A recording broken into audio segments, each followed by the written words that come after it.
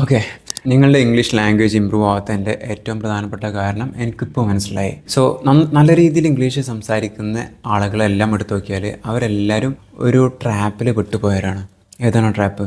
Correct feedback loop. നിങ്ങൾ മലയാളം സംസാരിക്കാൻ എത്ര ടൈം എടുത്തു? ചെറിയ കുട്ടികളാകുമ്പോൾ തന്നെ വലിയ ബുദ്ധിയും വിവേകം എത്താത്ത പ്രായത്തിൽ തന്നെ നമ്മൾ സംസാരിക്കാൻ തുടങ്ങി. കുറച്ച് ടൈം എടുത്തിട്ടുള്ളൂ. ഇവിടെ ഇയേഴ്സ് ആൻഡ് ഇയേഴ്സ് എടുത്തിട്ടും ഇംഗ്ലീഷ് ഒന്നും ആയില്ല എന്ന് എല്ലാവരും പറയുന്നത്. അതിന് കാരണം എന്താ? ചെറിയ കുട്ടികൾ മലയാളം സംസാരിക്കാൻ ഒരു കറക്റ്റ് ഫീഡ്ബാക്ക് ലൂപ്പിൽ പെട്ടുപോകുന്നുണ്ട്. അതായത് അവർ ഒരുപാട് സംസാരിക്കും, പാരൻസ് ഒരുപാട് മിസ്റ്റേക്കുകൾ കറക്റ്റ് ചെയ്തുകൊണ്ടിരിക്കും.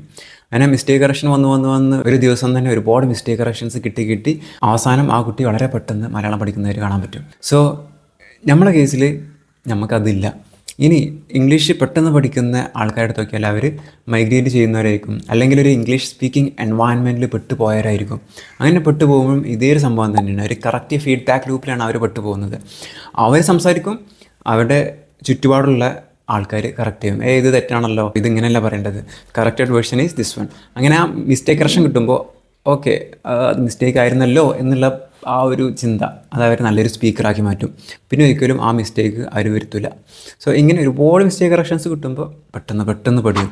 അങ്ങനെയാണ് നല്ല സ്പീഡിൽ ഇംഗ്ലീഷ് ലാംഗ്വേജ് കമ്മ്യൂണിക്കേഷനിൽ ഗ്രോത്ത് ഉണ്ടാവുക.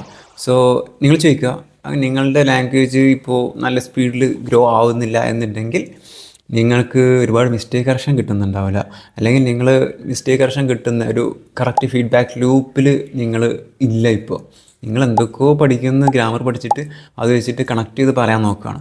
അതുകൊണ്ട് കാര്യമില്ല. We need to trap our self in correct feedback ലൂപ്പ്. ഒരു മിസ്റ്റേക്ക് കറക്ഷൻ ലൂപ്പിൽ നമ്മൾ പെട്ടുപോയാൽ നമ്മളുടെ ഇംഗ്ലീഷ് സ്കില്ല് കുതിക്കുന്നത് കാണാൻ പറ്റും. All the best.